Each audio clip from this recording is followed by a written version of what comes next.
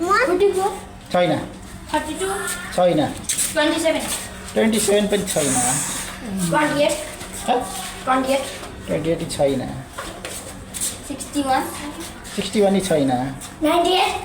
98 नि छैन 99, छैन 80, 18 80, 80 छैन 76, छैन 78, छैन 79, छैन 80, छैन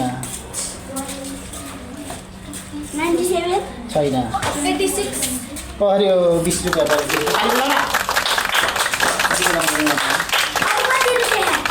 अब 15 रुपियाँ